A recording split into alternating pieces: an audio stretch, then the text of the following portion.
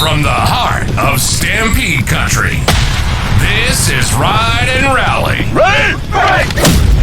The podcast for diehard fans of the Calgary Stampeders, breaking down the games, the players, the rivalries, and everything happening in red and white.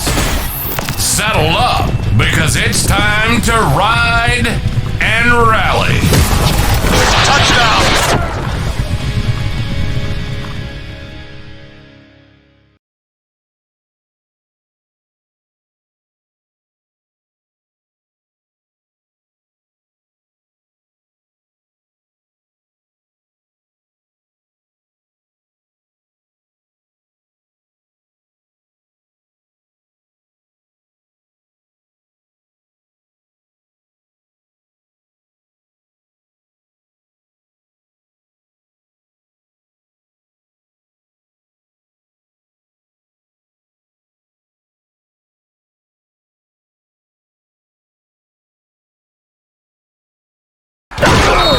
From the heart of Stampede Country, this is Ride and Rally. The podcast for diehard fans of the Calgary Stampeders, breaking down the games, the players, the rivalries, and everything happening in red and white. Settle up, because it's time to ride and rally. Touchdown!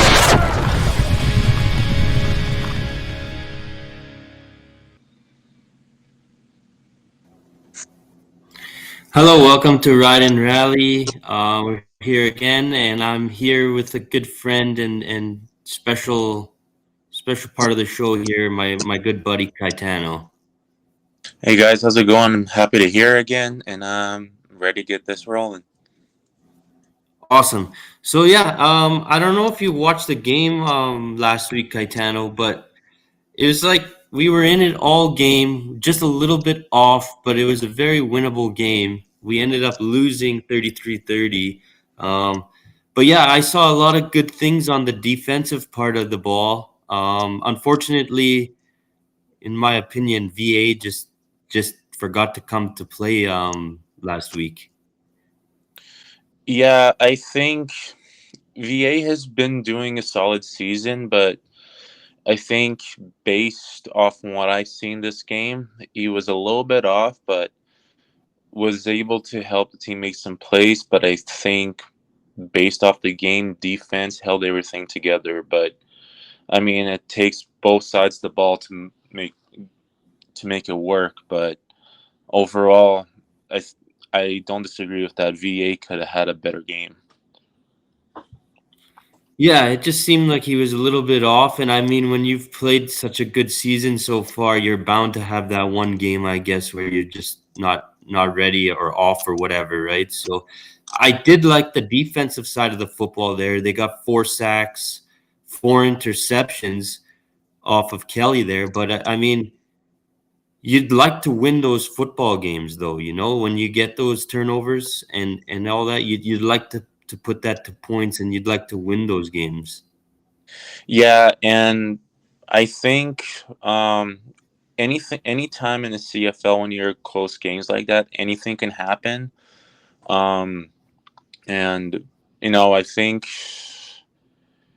based off how fast the season is going, I think games like this is how the game should be, but I think it all depends on who has the ball last, and that's where I think it killed us, is we let them have the ball too much in the fourth quarter that we lost an opportunity to get the points back. Yeah, no, I agree. And you know what? Like all 5 of our record is kind of skewed, because you look at it and you see 4 and 5. So you're like, okay, they're just like an average football team. But if you look at it and watch the games, we're actually a good football team. We've lost all 5 games pretty much in the last quarter, last drive, even last play of the game sometimes here. So, we're in the games. We're making it very competitive, and I think we're a much better team than our record shows. Yeah, I think if some of the games went the way for the Stampeders the way it should have, I feel like we should have been around like a maybe like around a 7-3 or 8-2 record. But that's just based out of statistically, but it comes down to finishing the game the right way. And like we were talking about before the podcast, is that it's either 7 points or less that we've been going down by. But I mean, the Stamps are competing. Don't get me wrong, but the record shows differently. And if there were certain things that we could do to change that, maybe go 11-6 by the end of all of it, I think we'll probably be having a better shot. But right now we're sitting in the middle of the standings. But I think based on how long of a season we still have, I think there's still a better chance to get at least in the top two. Yeah, no, I think we're definitely a playoff team here. And like I said, and like you said, if you can get to 10, 11 wins, then you're gonna have a shot. And in this league, we know as long as you make the playoffs, and if you get hot at the right time, only 9 teams, 6 teams make the playoffs. So, anyone can win this and get to the Grey Cup. Yeah, and then that's the thing, because it's only 9 teams in the league, only 6 make playoffs. I think if we can get at least, like I said, to maybe second place or maybe a chance to get a first round bye, depending on how the other teams do right now, because I believe it's Edmonton and Saskatchewan. I'm not 100% sure about that. I have to take a quick look. But I think we have a good chance to move up the ranks, but we just got to finish and execute. And that's where I think they're lacking on quite a bit. Yeah, no, the execution hasn't been there. And then at the end of the day, we can sit here and say they're better than their record. But if you can't execute late in games or if you take a whole quarter off of a football game, you're not going to win. And we saw like against a crappy team like Hamilton or Ottawa, you might be able to take time off during the game and still win those games. But even Toronto, who's not the greatest team, they're a good team. We found out that you can get the turnovers, you can do this and that, but if you don't show up all 4 quarters, you're gonna lose that football game, which we did. Yeah, and that was the biggest thing. I think it was just like we mentioned earlier, is that in the CFL the games goes by fast, and it's like 3 downs in the CFL compared to if you're playing the NFL, it's 4 downs. So there is a higher percentage in the CFL that you can get the ball off faster, but it just depends on how well are you managing the game. And I don't think in the last couple of games with 4 minutes less in the game, I don't think there's been great execution or game management to be able to have that chance of being ahead in the scoreboard. And that's where I think they got to fix coming up next week or this upcoming. Yeah, Thursday. Exactly. Yeah, Thursday. Just in 2 days from now, we play BC. What I gotta say though is our coaching needs to be better. I mean, Dave Dickinson has been better this year, but he seems to make at least one really bad play call every game in crucial times. Last game against Toronto, there was less than 2 minutes left, and it was a 3rd down and 1. And if you get this first down, you're probably going to kill a lot of the clock and kick a game-winning field goal. But they went shotgun, which already puts the running back 6 yards beyond the line of scrimmage in your shotgun formation. And they tried to run it with Mills, and it got stuffed. So you bring in your short yardage guy, Vaughn, and 3rd and 1 is almost, I think he's missed out once all year. So like it's pretty much a guaranteed make with Vaughn. So why are you trying to be kind of like this big shot that you're trying to trick the guy like on a shotgun on 3rd and 1? That play call made 0 sense. And again, it's at a crucial time because less than 2 minutes left in the game. You're tied. You get that first down. You're able to kill off more clock, and maybe you get the game-winning field goal at the end of that, right?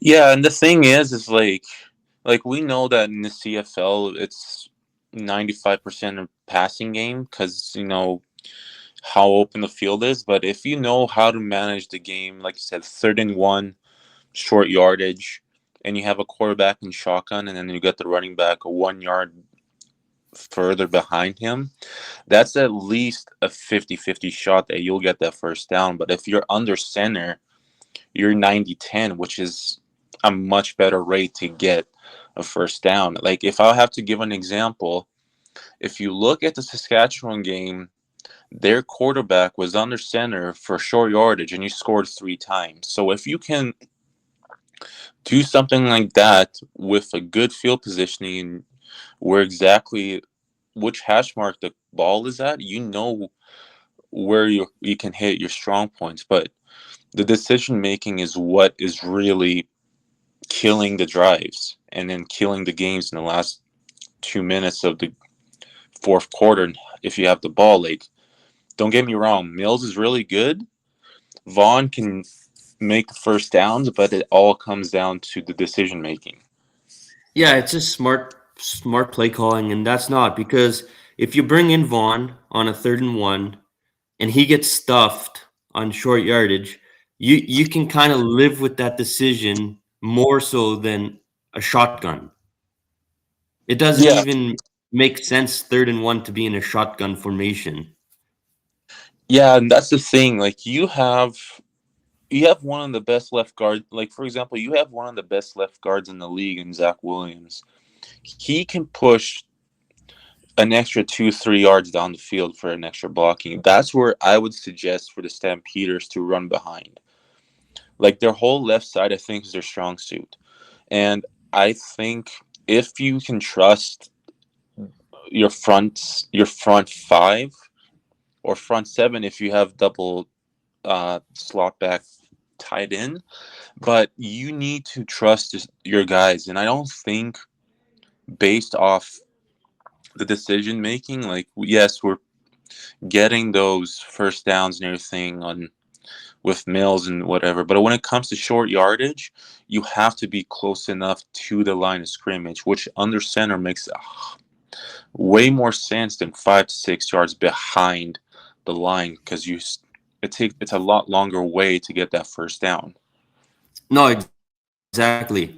Yeah, no, there's definitely things to improve on. We're doing things well though. Um, I want to just touch base back on what we need to improve on quickly before we go on to what we're doing good. But another thing is killing us, and I've noticed this every single game is, and we are #1 in the league. We take the most penalties, and at the end of the day, you're going to win games still because we're decent enough, but it's going to come back and kill you and bite you in the ass. When you're taking all those penalties every game. Yeah, and that's the thing is like you have to be smart on how you're setting up on the field and the cadence count, all that stuff. It's all about getting discipline, and that's where I think that they're lacking on. And there's a lot of people in this league that they can trash talk, they'll do this, and you got just to get in your head to make a chance to get a penalty comeback. But you got to take that noise out of the way. I'll give you an example. I play for a senior men's semi-professional football team called the Calgary Gators, and there's teams in this league that always want to talk trash to you and everything like that, and that's what comes back to penalties. But my point is that just in general, if there's somebody that they're always going to pick on the best players. Let's just put it that way. And they're always going to try and get in your head. They're always trying to make a chance for you to do something to cause penalties. But that's where you have to set your ego aside and just play the game to not cause penalties to make a much more difficult situation for us to either move the ball or even score. No, I that for sure. Players got to be smart, but I think at the end of the day, it's coaching that, if your guys continuously take penalties, obviously, okay, maybe the player has hot head and this and that, but the coach is the one responsible to go up to the guys and say, like, okay, enough's enough. We can't be doing this every game because, we're going to start losing games because of this. Yeah, and that's the thing. Like when somebody makes a bad personal decision, like it's not like they're intentionally doing those bad decisions. I know it's the heat of the moment, but I think if you can have a way to step away and just play the game and help your team in as best way as possible, that's where you think you'll succeed. That's the way I think how the Stampeders should be trying to do. But right now, the record is showing it for itself. And if we made better decisions personally per player, if they're doing their own thing, but they need to be smart of what they're doing because it can cost the team drives or even games itself. Exactly. Yeah, no, we got to definitely be a smarter football team when we get out there each and every week. And we have to prepare better. But yeah, in general, it's been a decent year. I'm not worried at all. I think we're going to make the playoffs. How far we go, it's all going to depend on can we finish football games? Because in my eyes, yes, Edmonton and Saskatchewan are above us, 2, 3 games above us. But when it comes down to it, I think Calgary is good enough to beat anybody on any given day. I think we have the talent on the team. I just think we're good enough and we can beat anybody on any given day. We just got to play smart football. Well, that's the thing. That's how you win games. Is there's not so much the skills and you know and all this other stuff in it, but it's all about the right decisions in the game. Like everybody has skills. That's why they're playing professional football. But it comes down to the right decisions and the right timing, and that's where I think it's killing us, and that's why the Stamps are in a 4-5 record. Like I said earlier, we should be in at least a 8-2 record or 7-3, but those decisions that's been happening from each player, whoever's causing the most penalties, is what's causing them to lose games, and that's where I think is the biggest point, the biggest weak point that's going on throughout the season and for the Stampeders record right now. Yeah, no, totally agree. We could definitely be at 7 or 8 wins, I think, and yeah, we'll just see what happens. Hopefully, they prepare well for Thursday because BC is getting healthy now, and they're looking like the football team they could have been. They looking scary, and I think they can make some noise the back half of the year. BC, so it's going to be a really important game, and I hope we deliver. But what I saw last week, I gotta say that it's his third game starting this year. I really, really like what I see out of Ben LaBrosse. I do too. I mean, he's been helping out the team a lot to, you know, make plays and take an extra person or two to get him and then leave the other guys open. And but I think he's the biggest difference maker right now in the team, and he's helping a lot. So if he can keep Oh doing yeah. what he's doing, that's where I think he's gonna excel in the CFL moving forward. Yeah, exactly. Because everyone talks about our D line and our linebackers, and yes, we have really good D line, and our linebackers are decent most games, but the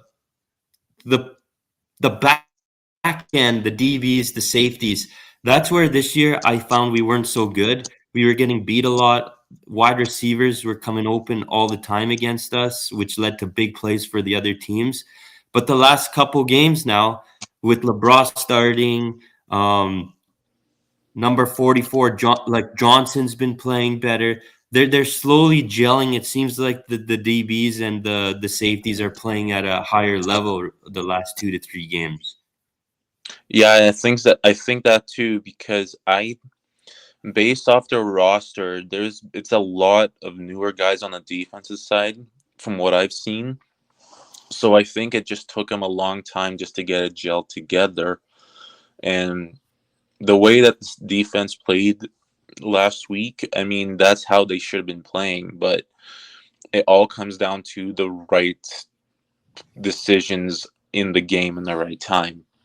But defensively, I mean, the lot of the turnovers, the sacks that we got in the game, that's how they should be doing. It's putting more pressure on the front line, and that gives a chance to the back end to get more interceptions and turnovers to help our offense be in a better Exactly. position. Because let's face it, as a DB or a safety, if the quarterback has ample amounts of time, the opposing quarterback, and there's no pressure on him, it's hard to cover anybody for more than like a couple seconds, right? So at some point, somebody's going to definitely get open if the quarterback has no pressure. Well, that's the thing, right? Because, I mean, VA can actually throw the ball. I can say he probably throws the ball maybe 60 times a game. And, I mean, he's getting enough like time in the pocket, and he's a scrambling quarterback that he can extend the plays, but it just depends on where he's going to go in the right time, because everywhere he Yeah, goes, there's going to be a receiver open, but he just needs to choose the right, see where his best shot is to get the yeah, first. I agree, 100%. I noticed too, sometimes when he's under pressure, he'll look at his hot route, and if the hot route is covered, he'll either panic throw it into like double or triple coverage, or he panic. Like he'll panic and make some bad decisions. He's been playing great, there's no doubt, but there has been times in games where he's looked lost, confused, and yeah, hasn't been 100%.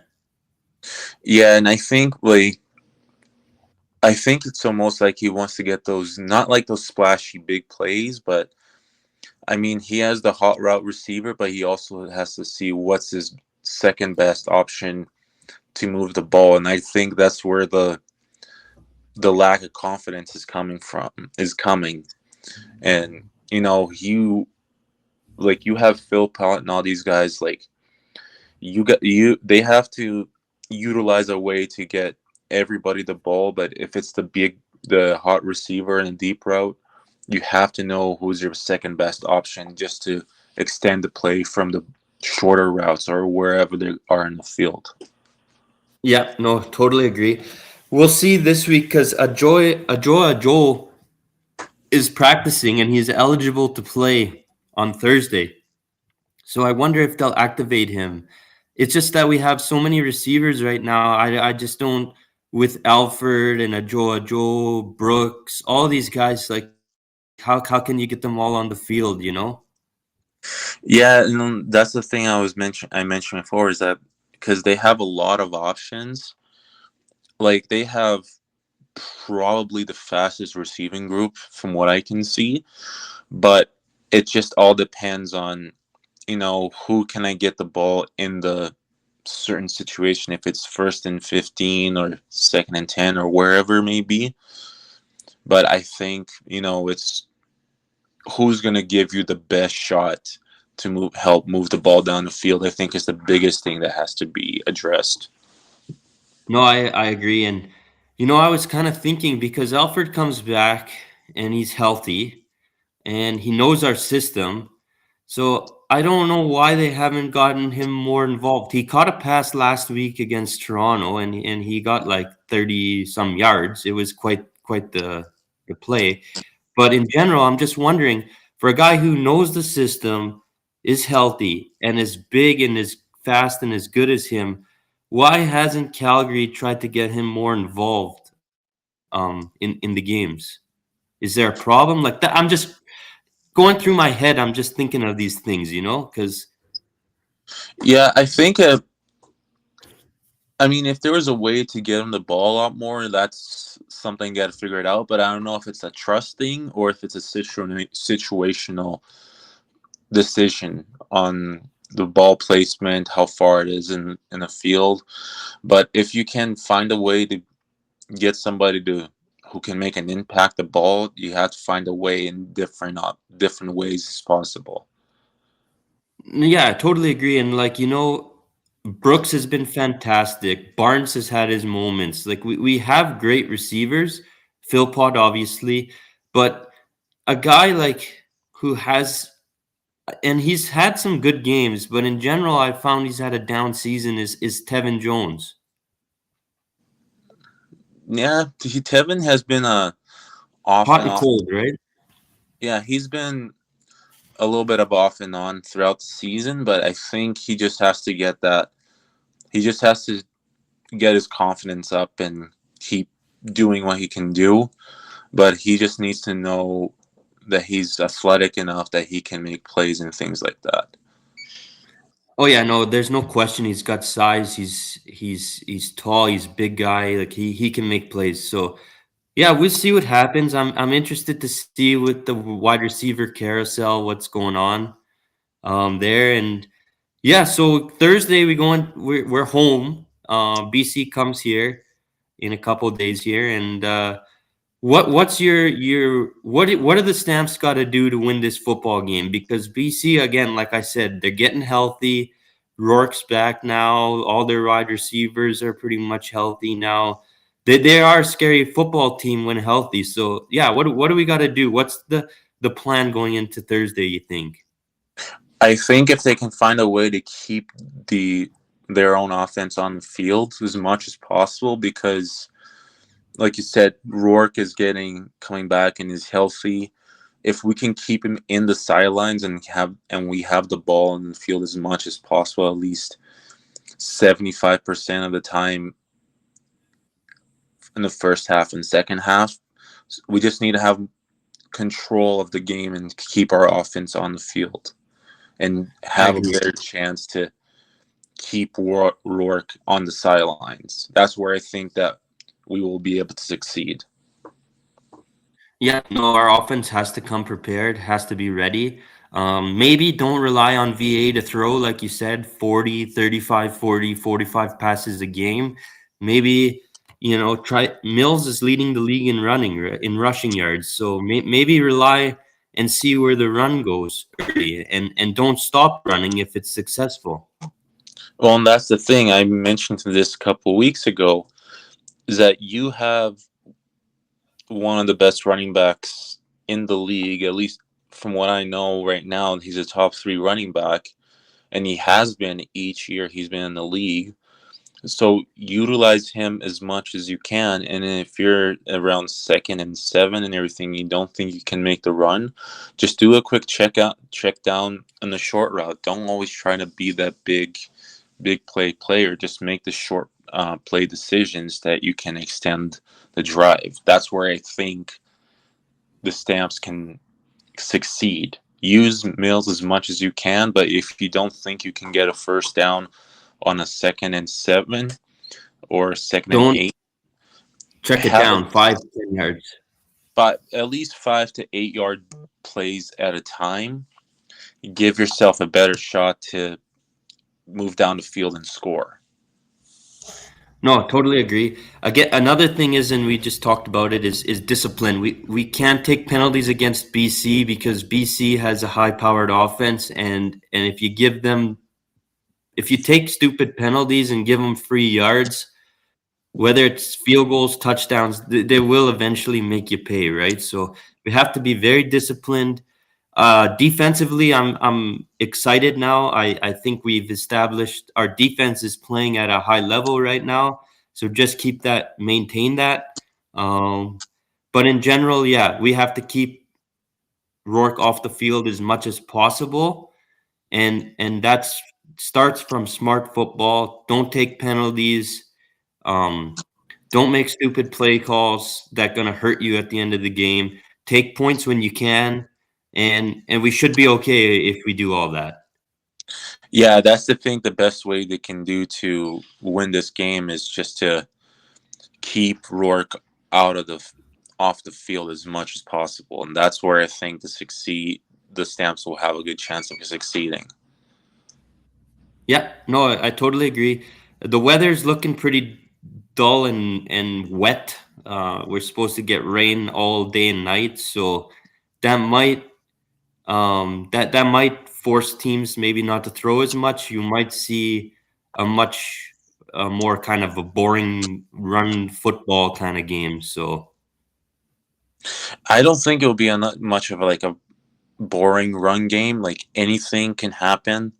Like you may have like those 3 or 4 yard carries for moving the ball, but there's always going to be a breakout play in this game. So anything can happen. It might be a boring game. It's just the right decision making in the right situation, and that's where I think that they Calgary have will to succeed. they have to think about a lot more. It's just the right decision making and the right call at the right time. Yeah, no, exactly. With rainy, wet football, you do typically run the ball. It's going to come down to turnovers and defense. I think if the weather stays the way it is and it's supposed to be quite rainy, defense is going to come in and has to be big because it's going to come down to turnovers. If you can get more turnovers than your opponent in a rainy weather kind of game, then you have great chance to be successful and win. Yeah, that's where I think that's going to be the edge in this game. It's a whole lot of decision making. That's where I think if it's a make or break game from if you can win and beat against BC and going forward, like I said, probably maybe a 10-6 record or even 11-5. But it all comes down to game planning. Yeah, no, I totally agree. It should be a good game, and I do expect Calgary to get to 10 or 11 wins at the end of the day still. So we'll see what happens. Big football game, and yeah, I'm excited to see what happens. I haven't given up hope in this football team. I think they're a good team, and they just got to start performing and finishing games. Yeah, that's the best way we can put it together. Is just the right. This exactly it. That's exactly it. Yeah, perfect. Well, thank you so much, Caetano, for joining the show today. We had some good talks here and all that, and go Stamps, go! Yeah, definitely. Awesome, thank you, and you can follow us at Ride and Rally on X, Facebook, and Instagram at Ride and Rally. Thank you guys so much for listening and watching. Have a great week.